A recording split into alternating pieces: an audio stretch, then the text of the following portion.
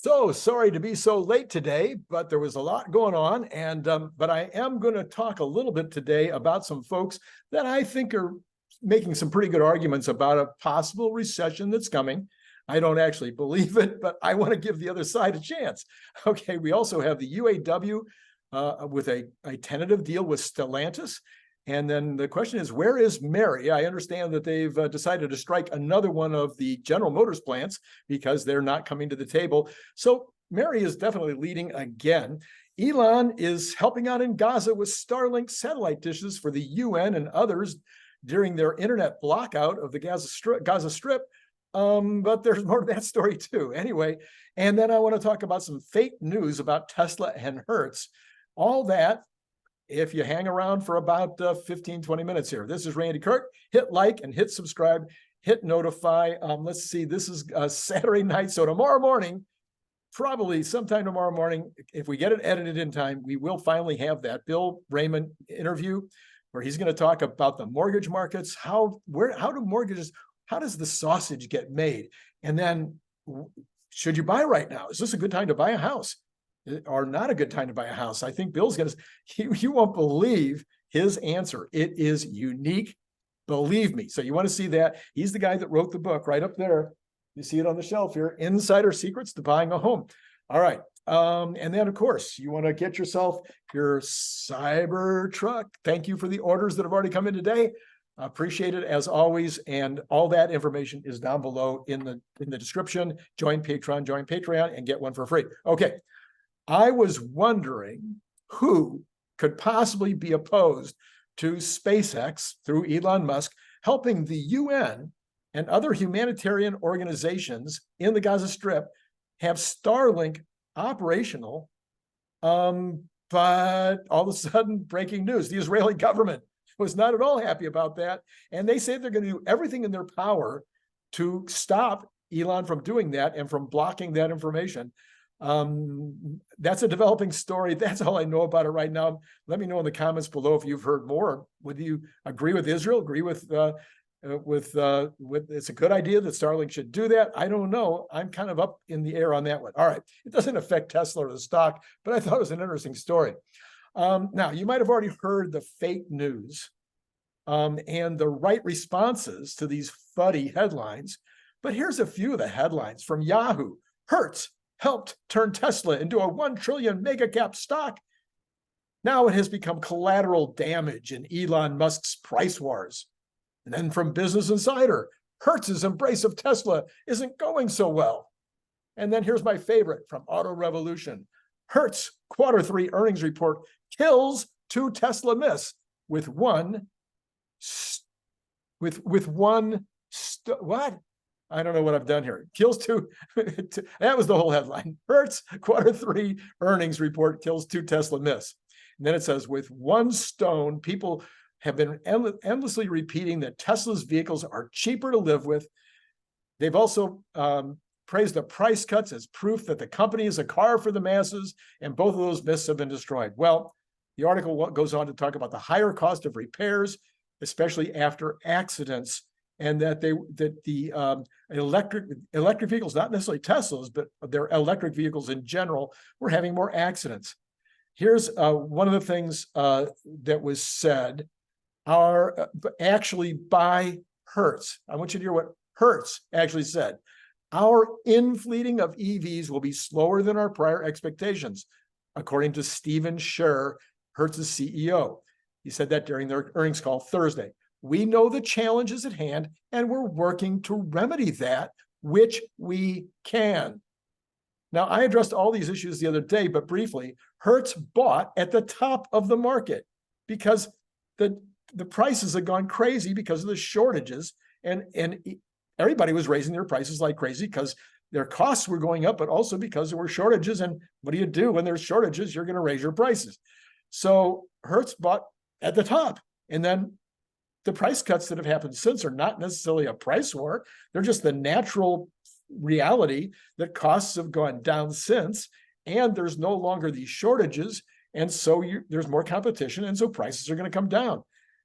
So anyway, everybody calls them price cuts. That's what they're not necessarily price cuts, not a price war for sure. The cost of the parts was also artificially higher, and so that was also costing Hertz. So Hertz got caught in the middle of this up and down system. Now, at the same time, let me just say, this is new for Tesla to be managing a large fleet like Hertz, and so they weren't really set up for that either. And so that's what Hertz is doing now. They're working with Tesla to become better at this. Also, it wasn't just Tesla cars. There's other cars involved here too. And they actually said that Tesla was better. Okay, so Hertz reconfirmed it intends to buy the balance of the 100,000 cars and reach 25% BEVs in their fleet. It's just going to take them a little longer while they work out these issues. They're also apparently very happy with the rideshare part of the business that they're doing with Uber. What do you think about all this? Let me know in the comments below. All right. Is there a possibility that the Wall Street Journal is starting to catch on when it comes to Tesla and with regard to BEVs? Or is it in specifically only maybe to Toyota? Because what it says here is that Toyota's dreams of a woven planet, which was their special division that they set up, or even a separate company that was supposed to do the software for their BEV evolution, or almost neverlution. Hey, I made that up. While the company maintains, Toyota maintains that its ultimate vision remains in place, Toyota's full release of software that would just enable drivers to upgrade, I put the just in there, that would just enable drivers to upgrade their cars wirelessly has been pushed back. And the new city they were building around this has yet to open. After 3 years of slower than expected progress on the software that proved too ambitious to deliver on time, the American tech whiz hired to do the job has left, joking about the hair he lost along the way. Toyota isn't the only car maker to stumble over this particular software issue of over-the-air updates. General Motors halted its self-driving car operations this week due to safety concerns from regulators, after saying it was betting the company on such technologies. Volkswagen, the world's second largest automaker, spent billions and recruited an army of engineers to do its own software project, but ultimately got bogged down. The stumble led to model delays, contributed to the ouster of former CEO Herbert Diess. We all know this stuff. VW and Toyota have lost ground to industry newcomers in building vehicles that resemble computers on wheels. Tesla, China's BYD, and others use software extensively to control vehicle functions. Believe me, BYD is nowhere close to as good as Tesla's software, meaning that everything from battery range to autonomous driving features can be improved via over-the-air updates like apps on an iPhone. Well, Woven's new CEO, Kumabi, who has worked with Kuffner, the old guy who's now been sent packing or has gone home, on software development projects in the past, said his intention wasn't to abandon the previous chief's vision, but to turn them into reality. We'll see about that. From Reuters, United Auto Workers today reached a tentative agreement with Stellantis, a deal that is pending approval from the union's top leaders and includes reopening the automaker's Illinois plant, which had been shut down earlier this year. This is according to people familiar with the matter. The proposed accord is likely to follow a template just set days ago by UAW and Ford, including a 25% wage hike over a 4.5-year contract, starting with an initial increase of 11%.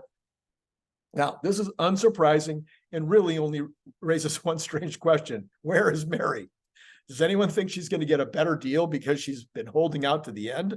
Apparently not, because they just started striking yet another one of her facilities. Stellantis is probably the best run of the three U.S. in quotes, legacy automakers. They are also showing some determination and seriousness about BEVs. Stellantis is investing $1.5 billion to take a 20% stake in Chinese electric vehicle maker Zhejiang Leapmotor Technology, expanding its electrification ambitions and reestablishing a foothold in China. I continue to believe that Stellantis will be among the top 5 auto companies in 2030, along with Tesla, BYD, Hyundai, Kia, and maybe Geely, which is Volvo, Polestar, MG, and others. What do you think? Do you think that'll be the top 5? Who else do you think will be in that top 5? Maybe Volkswagen? I don't know.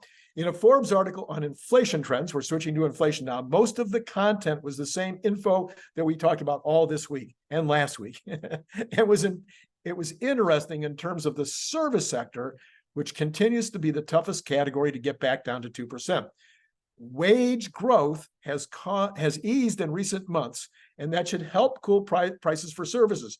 However, in absolute terms, wage growth is still relatively high, according to the Atlanta Fed's wage growth tracker. They have it at 5% for September. Now, other places it's showing 4%. So is it 4? Is it 5? In either case, if it's over 3, the Fed is still going to be concerned about it.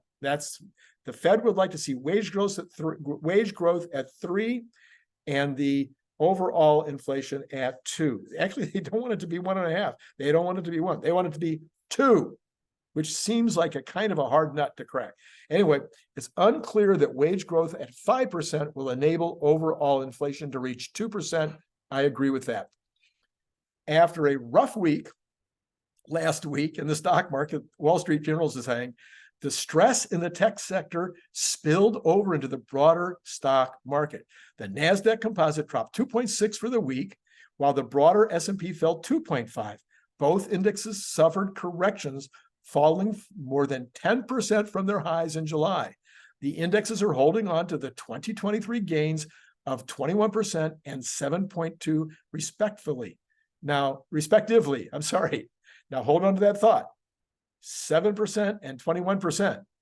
Tesla's up almost 100% for the year. Let that sink in. I'm still hanging my hat on 3 issues that only a few analysts are looking at. The preparation for a year or longer that companies have been in preparing for a recession and getting their houses in order. And also this recession that never comes, they're all prepared, they're waiting for it. And so they've done stuff to prepare. There's also the buckets of cash that are still in the hands of consumers and businesses, lots and lots of cash in bank accounts, in savings accounts, in business accounts. And then the third one is the benefits of productivity. If I'm right, all of these should be pretty clear by February, in that we'll see lowering expectation, possibly going to deflation, dropping interest rates, and no recession. I think by February, that's only 4 months away, we should really have some clarity on where things are going with regard to inflation, interest rates, and whether there's going to be a recession or not. Patreon member John Twiggy sends me this. I hope I'm pronouncing that right. Twigge. Citroen has announced that the C3 Electric will be available in Europe soon. In the new year, it's only going to be 23,000 pounds. There's a subsidy in France. 23,000 euros. There's a subsidy in France of another 5,000 euros. The monthly payment changed. They changed it in the article, or in another article that I saw, $105 a month. I'm assuming that's a lease. I'm not sure, but I'm guessing that that's a lease, not a payment. This significantly undercuts the MG, which is owned by Geely. We just talked about that, with a 200-mile range for a compact car. And it's very much like cars that are 40% of Citroen's sales. That's an extremely compelling pricing. Presumably, Peugeot will also get a version of it for slightly higher price and spec. With gas savings, this car can be practically free if you pay $100 a month. I mean, even in the United States with the $259 for the Model 3, some people are going to be driving that car for free. Anyway, so that was an interesting story, I thought. That's all I've got for this Saturday afternoon. If you liked it, hit like, hit subscribe, hit notify. Be sure to get your Cybertruck. Be sure to listen tomorrow morning to Bill Rayman. This is going to be a very unique show, of course, because we're going to be talking about mortgages, but I'm not going to be talking about them in the same way that you would normally have somebody talking about mortgages. Bill is going to reveal to you secrets. I'm telling you, he's a top 1% in the United States in terms of mortgage lending. He's written a book. He's a graduate of Yale and NYU. I mean, this guy knows what he's talking about. And you're not going to want to miss this show. It's something you're going to want to tell your kids and your grandkids and your friends who might be looking to buy right now. Tremendous, tremendous information. Plus, he's going to explain, how do the mortgage rates actually get set? So that'll be tomorrow morning. Hit that notify button so you are sure to see that. Tomorrow night, as always, on Sunday night, we'll have our regular Monday morning show where we talk about what's going to happen in the week ahead.